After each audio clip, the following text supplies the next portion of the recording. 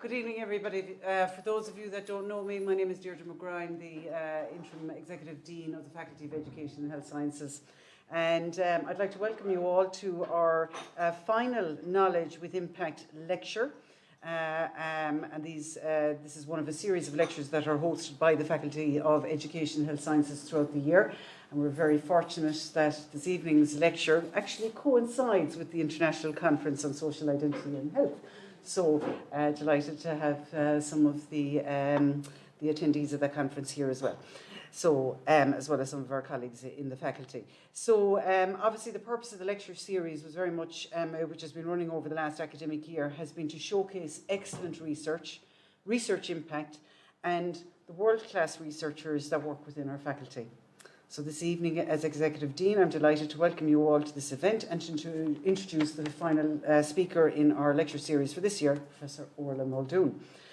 So just a little bit about Orla, just to embarrass her even more.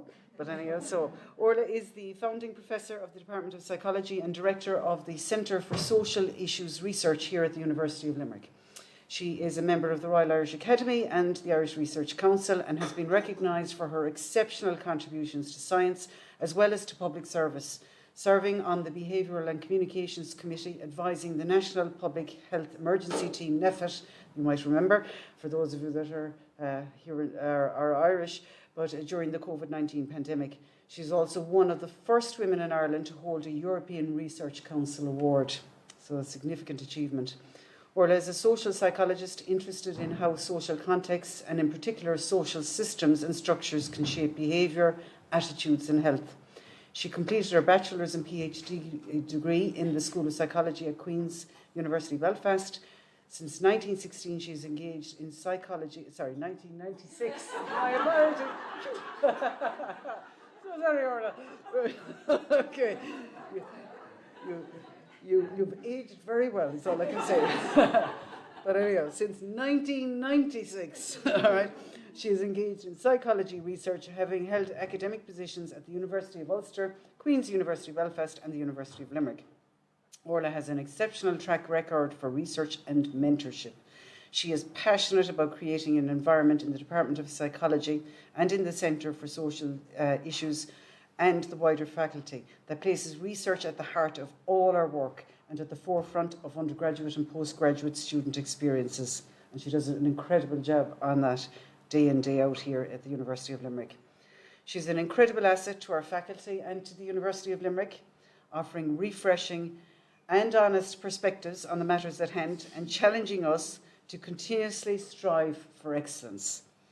Her new book, The Social Psychology of Trauma, Connecting the Personal and the Political, details existing evidence that traumatic experiences can, under certain conditions, impact people's political positions and appetite for social change. This book and other research outputs arising from her ERC Advanced Grant invite us to radically rethink what we know about psychological trauma. So tonight, Orla will talk about this research during her talk entitled The Social Psychology of Trauma, Connecting the Personal and the Political. I'm going to hand over to her now.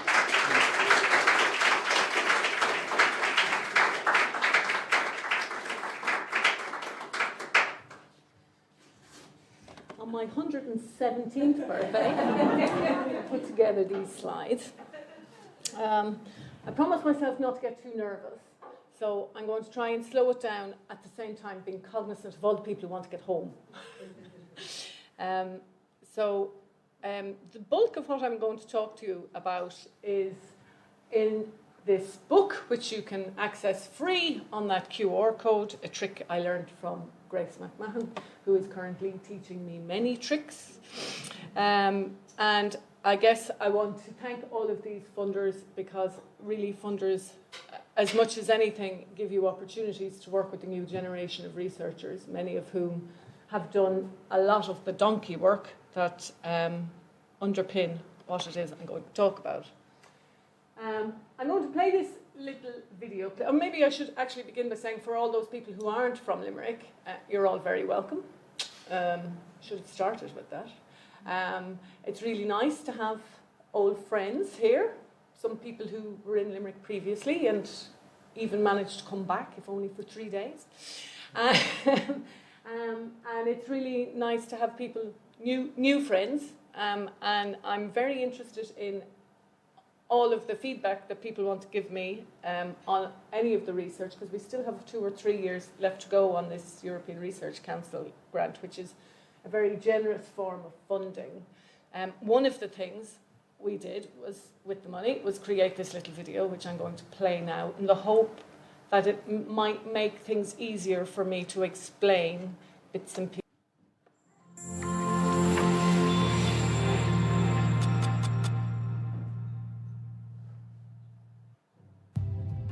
Many of us have been affected by trauma, resulting in experiences that can be hard to manage.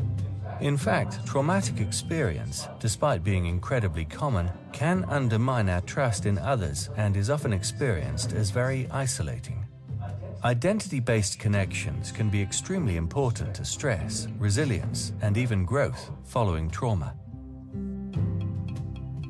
Trauma-based identity change can also shape people's politics. A new book by Orla Muldoon integrates psychology, politics, and medicine to offer a new understanding of the causes and consequences of traumatic experiences. The social psychological approach to trauma highlights how social and cultural forces are central to the experience of adversity. Whilst we cannot predict when trauma might befall us individually, traumatic experiences are patterned. They're not random. Who experiences trauma is linked to power and privilege, disempowerment and disadvantage. It connects the personal and the political. And because trauma is patterned, it can reinforce existing group boundaries. Victims of gender or race-based violence share experiences as women or black people. Trauma can also create new groups of people: refugees, victims, widows, the disabled.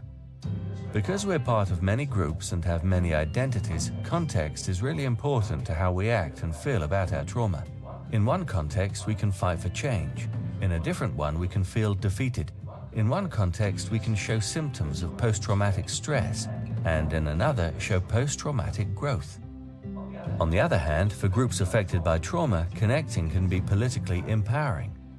In polarized contexts, where there's a history of trauma, identity-based us and them thinking can lead to cycles of violence.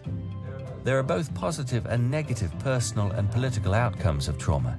Identities can support both personal recovery and political change. When we change I to we, illness can become wellness. Resilience and growth follows from a shared sense that we can overcome. Muldoon's new book will interest people affected by trauma and their support network, as well as students, researchers, practitioners, and policymakers in social psychology, health and clinical psychology, and political science. Okay. Now I'm hoping that makes things easier.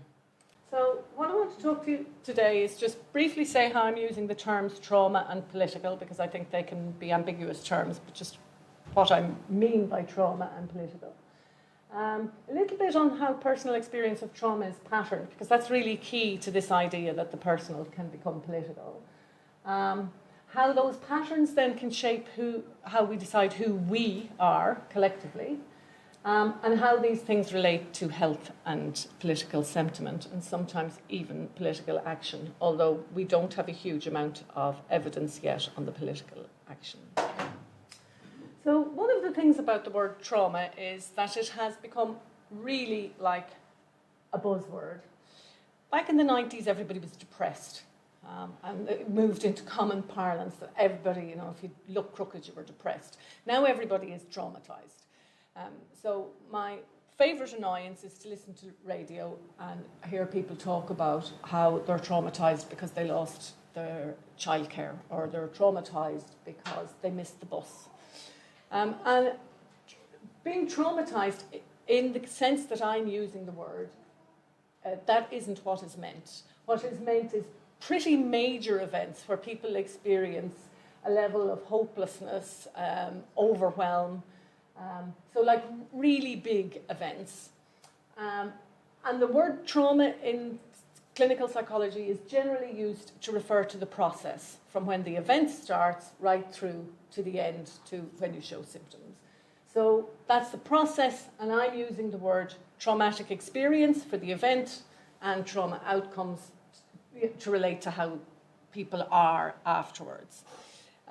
So I'm not using trauma about minor everyday incidents. I'm using trauma to refer to what in psychology and psychiatry are considered severe life-threatening events where people really believe that something horrendous, if they could or has happened to them.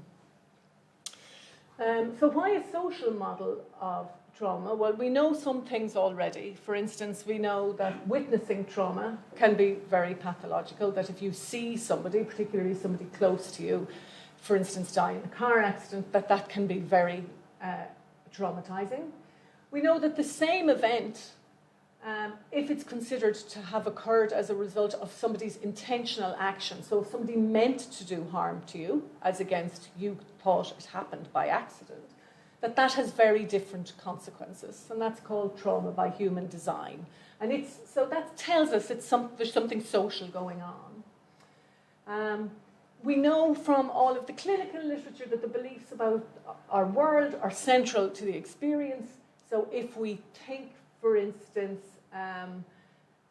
that we can no longer be safe in the world because of what has happened to us. We feel we can't go out in the evening because we were sexually assaulted. That is crucial to crucial to the consequences of experience. And we know that trauma social connections are really central to the lasting impact. That if people can have good social connections after a traumatic experience, that it can really help.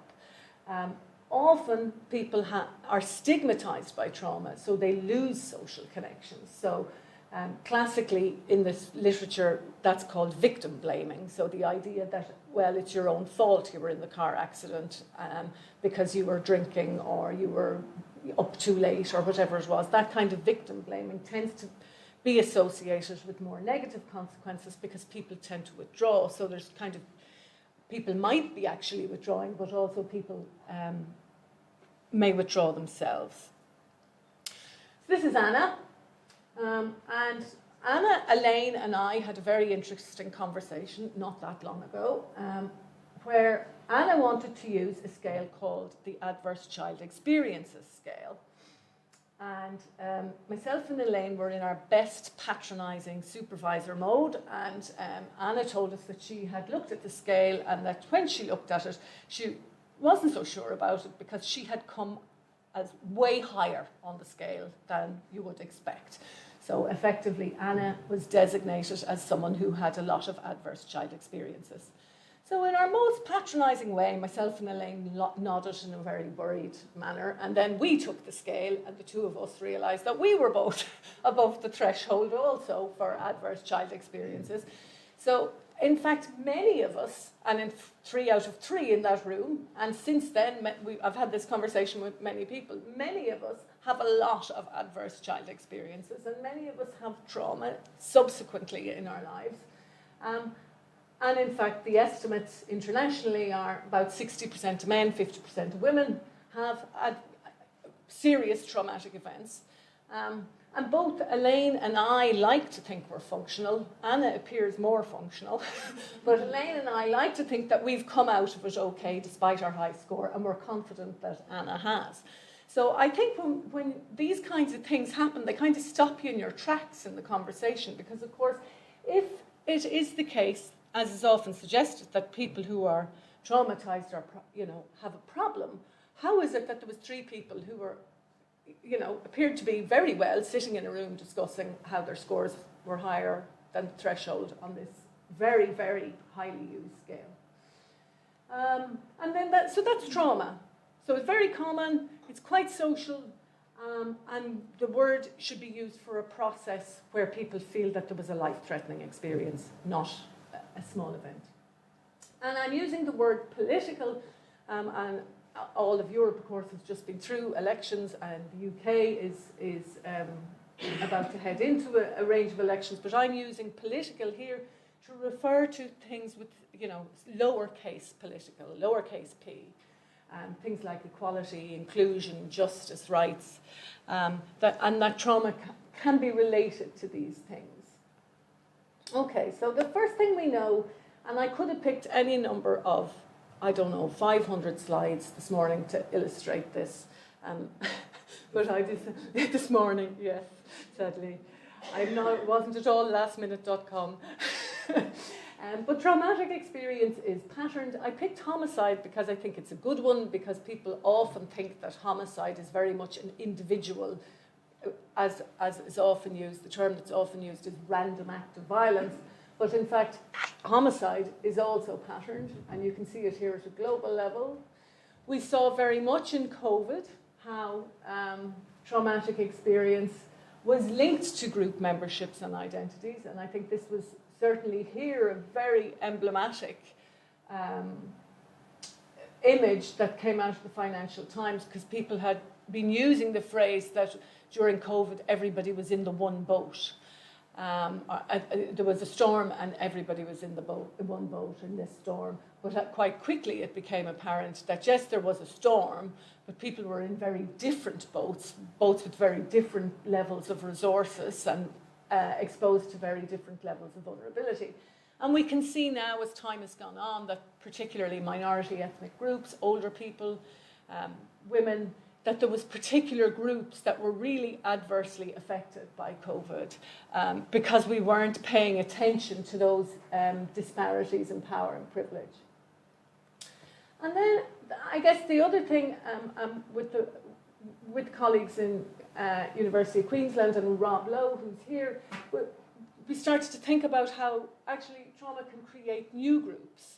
And it can be big new groups like refugees, or it can be small groups like widows or people who have cancer. So traumatic experiences can leave people with a new sense of who they are. So they can reinforce these existing groups. And this is an example I'm using from Nepal, where we have done different research studies, myself and Sarah J. and others. And the reason I'm using this example is because it shows that even within one region, you can have very different experiences of the same events. So you can have very different experiences contingent on where you are in the caste system in Nepal of the earthquake that adversely affected them, very adversely affected them in 2015. And at the time, and I suppose when I think about, and I suppose probably because I have just come out of writing the book, there are various points where I think back of incidents where I became really cross about how people were talking about trauma. And this school down here on the right, which was no longer a school, it was corrugated tin at a very high level, above sea level, extremely poor. It had been a school and it was gone. On the top picture, on the bottom shot, you see that people have now moved into children had moved into a corrugated iron situation, 800 kids in very, very cold weather. And on this particular day that we were at the school, there was somebody there teaching children to do this to cope with their trauma because it would reduce their reflexes, when in fact what they needed was a new school and resources. And I think that's one of the things that really irritates me about the individual approach to trauma. It doesn't pay attention to the fact that actually my reflexes are a minor problem if I'm freezing cold on the side of a mountain in the Himalayas. And when I think back on that, probably the reason that annoyed me so much at the time, although it took me several years to figure out why, was because at one point when I got a diagnosis of depression myself, I can remember thinking that very much that was my fault, and never paid attention at all to the things that had changed in my life that maybe had made me more vulnerable to becoming depressed. So I think that's probably why that stuck with me so much. And it's something that I guess that still I think is a huge problem in the literature, that we're individualizing something that really isn't about what's inside people, it's about what's going on around them. So one of the things that I try and do, or the model that I use in the book and here, and as I said to Rob earlier, for the last 30 years, it's the same idea, is the use of what is called the social identity approach, defining who we are. So obviously we can all define ourselves in different ways. A game that I often play with Aisling O'Donnell is definition of Irishness.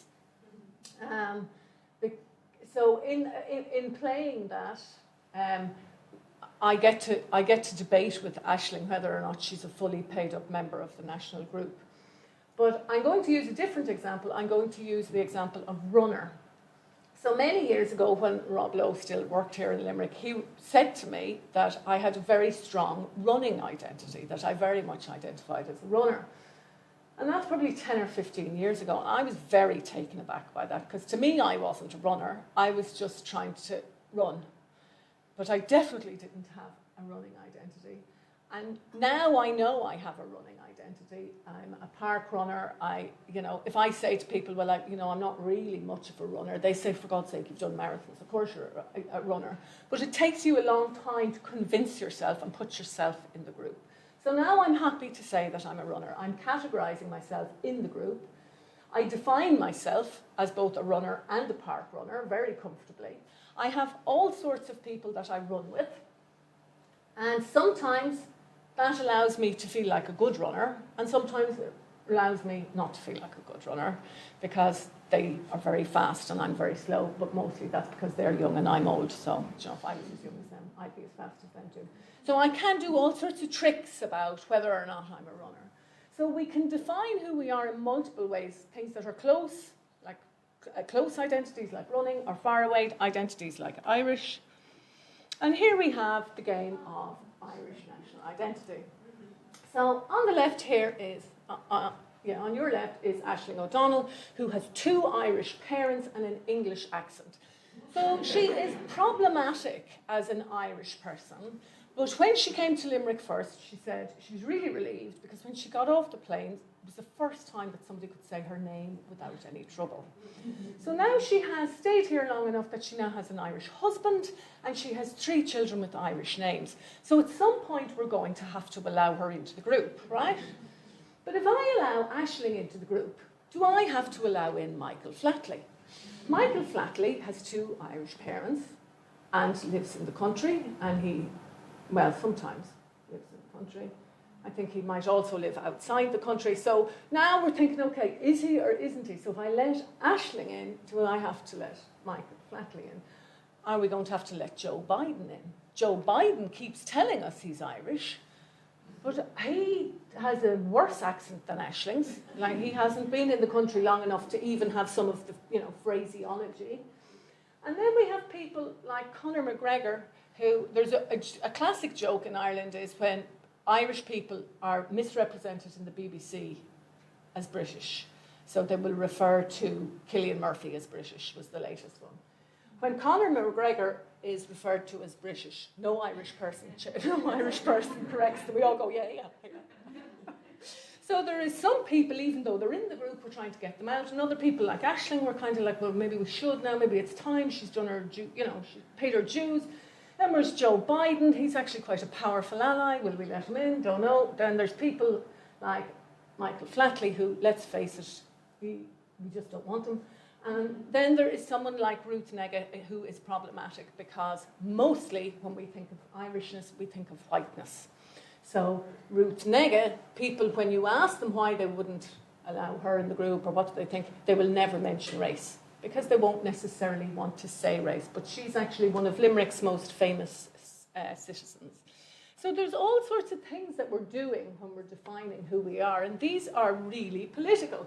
So this weekend we have had a big flare-up on the issue of race about whether or not someone who ran for Ireland, born in Ireland, has an Irish accent. All of the things that Aisling aspires to is covered in the Irish flag, and we have people telling her that she's not Irish. And that is because of skin colour. So it is very much political if you have the head of the country coming out to say, actually, this person is Irish. So these issues of identity are really very political, even though we don't often know that we're doing it. So, I don't have the conversation with Aisling every day about whether or not she's Irish, but we do get a good laugh out of it when I say we, and she will immediately say to me, haha, you put me in the group. So, I mean, we do this thing about groupiness, and it is really important. And these identities, this is an older study, these identities can really facilitate well-being. So here we see in this Darkness into Light study that people who arrived at Darkness into Light and identified with the crowd, that they actually got a bounce in terms of their mental health if they attended this fundraiser. And it was particularly the case that we were looking at people who had been bereaved by suicide. So they're getting this sense of inclusion is helping with well-being. So now we're on the whistle-stop tour of studies. This is Lisa. And this is just, there won't be much running themed after this. We'll stop with the running soon. This is, this on your right is an ad from the Avon and Somerset Police Jog On campaign, which at the time when it came out, I was really cross about it. So as you can see, the quote is, it's intimidating having sexual and derogatory comments shouted at me while out running. It puts me off exercising outdoors and is unacceptable. So the Avon and Somerset Police suggested that the solution was that women should run together, not have their earphones in and not run after dark. So the solution was all focused on what the women should do rather than focusing on how to make it safe by removing those people who were making it unsafe. So they did get pushback on this, but I think what's really important about this is that these kinds of, like, number one, that woman, if you ran like that every day, you'd stop running. It's just, there's no joy in running along and going, okay, who's going to jump out at me now? That's not why people go running. People go running for enjoyment rather than in an expectation of terror. And I think, so what Lisa's work has tried to do is show that actually these identities are changing and dynamic, and she has shown very nicely that if you can switch on the runner identity and switch off the gender identity, you'll do a much better job of getting people out. So this particular ad is likely to really negatively affect people's health behaviour, women's health behaviour in particular, because it primes them to be nervous about going out. Whereas if you prime them on a running identity, they might be far more likely to engage in the behaviour, and you could maximise engagement with health behaviours. This is Grace. I think many of you have already had contact with Grace. And Grace is pushing further on this work and trying specifically to link identities to biomarkers of health. So by that biomarkers, we mean physiological responses. So things like cortisol that are indicators of stress, blood pressure, in particular heightened blood pressure. And she's also looking at cardiac output. So one of the things we know about trauma is that people who are traumatized have dysregulated stress responses. So their physiological stress responses are not similar to people without a history of trauma. So what Grace did was took a large existing database and showed that whilst you could see evidence of this dysregulation if people had a history of adverse child experiences, their later social identity-based connections actually could mitigate against that dysregulation. So you saw less dysregulation in the people who were traumatized early in childhood if they had better social identity-based connections. And then I suppose I just want to mention this because a few people that have read the book, well, that I made read the book, that would be called my husband, was very surprised by this thing called post-traumatic growth, which he hadn't been aware of. And some of the work that Siobhan has been doing is very much trying to show that if you can increase the number of groups and get people to be more connected after a traumatic event, that actually people can show more growth. So it isn't always the case that trauma has a negative consequence. Some people show positive consequences after trauma, and these appear to be linked to social identity-based connections and the number of groups that you participate in. he was doing so well. He liked my cartoon and now he's asleep. Okay, so before I sort of convince you all of the identities as a cure for everything, I want to tell you about this recently published paper, because I don't think that that's what we're suggesting, that, you know, if you are part of a group, everything will be better. There are some groups that carry a cost, whether they're stigmatized groups or groups that are blamed for their own situation when they're traumatized, or groups like refugee groups. Nobody, when they're in primary school, says, when I grow up, I'd really like to be a refugee. So there are groups that carry a cost. And the work that Magda has been doing, looking at Ukrainian refugees in particular, she looked at refugees in Poland and refugees in Ireland who were Russian-speaking and Ukrainian-speaking. And what she found was that, in particular, that there was two sets of patterns of identification going on. One was that you could identify as a refugee, and one, well, you could also at the same time identify with your new country. Both of those things could co-occur. And the identification as refugee appeared to give people a sense of shared experience, but it wasn't associated with growth, and it was often associated with post-traumatic stress. But the people who could identify with their new place, with the new country where they had arrived to, that group actually could show growth. So there seemed to be a much more positive benefit. But of course, that's from the point of view of the clinical dimension. Maybe people still very much want to identify with their home country and not their host country. So it raises all sorts of issues around politics and assimilation. And then this is just a spoiler alert. I won't say too much because I'm sure I'd be in trouble with Neela.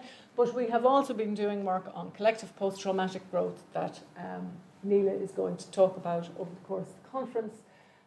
But I think this is an important new idea where actually we can see change in people's social identities, positive change in sense of collective self. So when defining who I am, and it feels like a social curse, there are instances where, in fact, a diagnosis could feel like a social curse. And I think that's some of the things that people can feel when they're given a diagnosis like post-traumatic stress disorder or depression. So I think that is something we really do need to guard against. And I think many of the diagnoses that we have in the field of mental health are very stigmatizing. And in fact, Elaine was talking earlier about the work that she's doing with the group, the 221 group, the women who have survived the cervical check scandal in Ireland. And even those women who really have been held up as heroes, who have forced change in our health system, even those women still report that they feel stigmatized because of their diagnosis.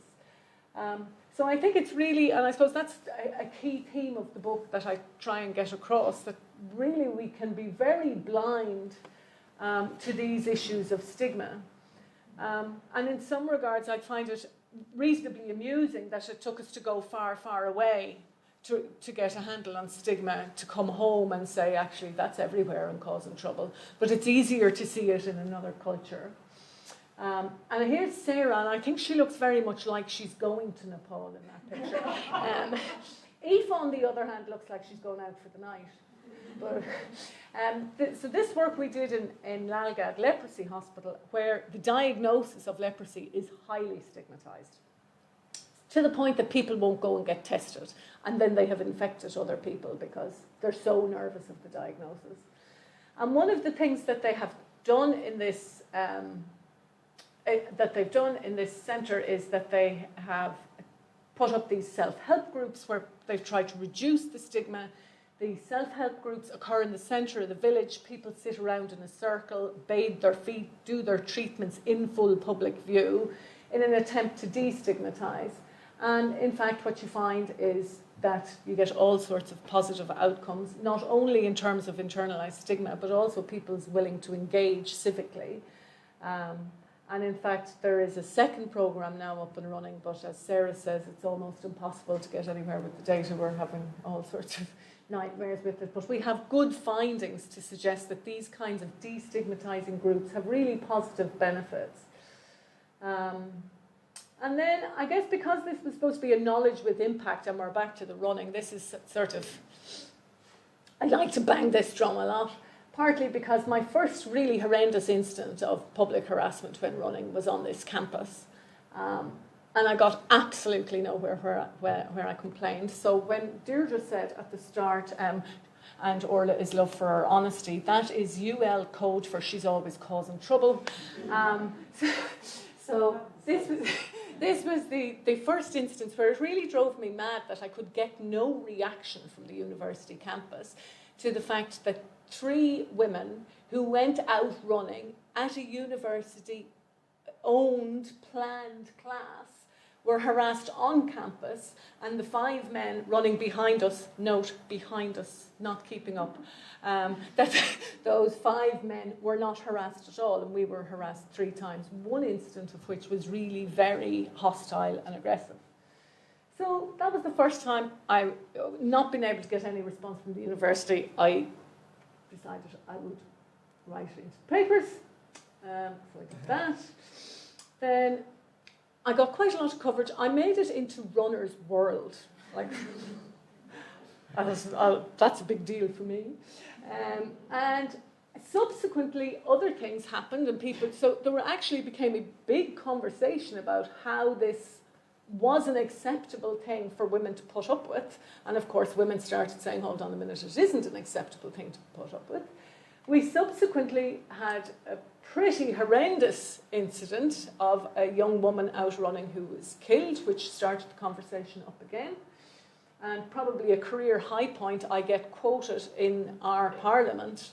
Somebody reads out a piece of that opinion piece, which doesn't happen every day. So that was very exciting, although I didn't find out for about 2 weeks because I was too busy being angry, as many of us were at the time. And in fact, it speaks to this issue of how trauma and identities are interlinked, and people, because they're so background and banal, it's not being interrogated as part of the problem. And then this was, you can't see it, I don't know how it fell in there. This was something where I was asked onto a very male podcast. It's called Off the Ball, where really all that's normally talked about is soccer and GAA. So it was kind of, I don't think they knew what to do with me here as a woman, you know, talking about something like street harassment of women. But I think it spoke to a kind of a transition that was happening at the time. That isn't to say that the problem is solved, but I do think it's a problem worth taking on.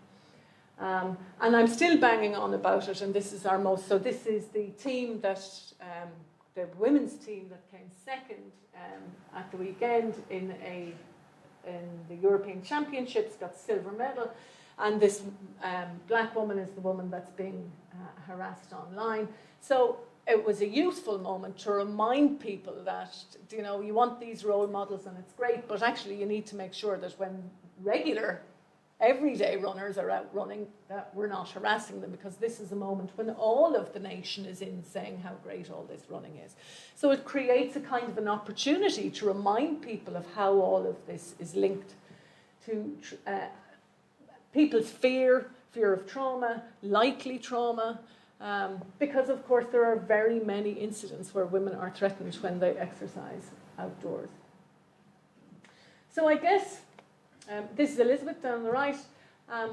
So Elizabeth has just received very good news on a paper where she's looking at effective interventions, and in particular how effective group interventions might be linked to psychophysiology. But one of the things that I guess we're trying to do is integrate these 2 very different views of trauma, one that's built on an entirely personal and personalised idea of medicine, and a second that is to do with how the group becomes internalised and how all of these issues of subjectivity and groups are important to people's adaptation. Okay. So I guess I close with there is a culture of individualism that means that we're not necessarily good at recognising when the collective is in play.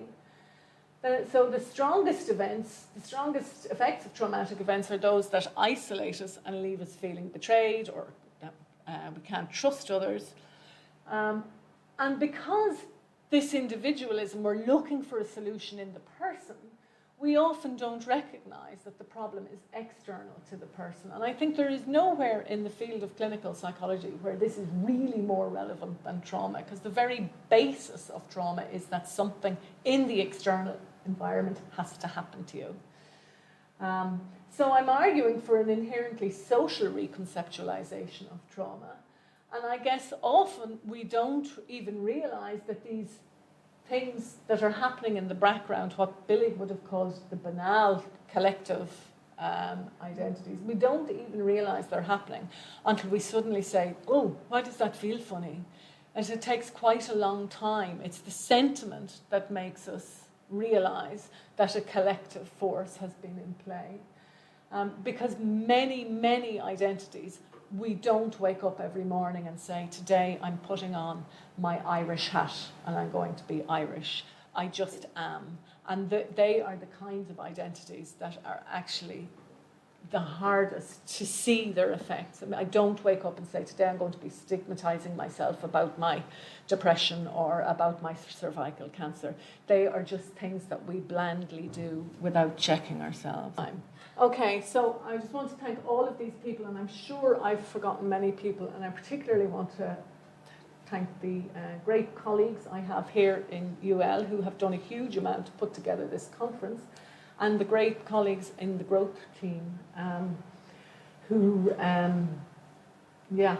really challenge me regularly in multiple ways. Okay.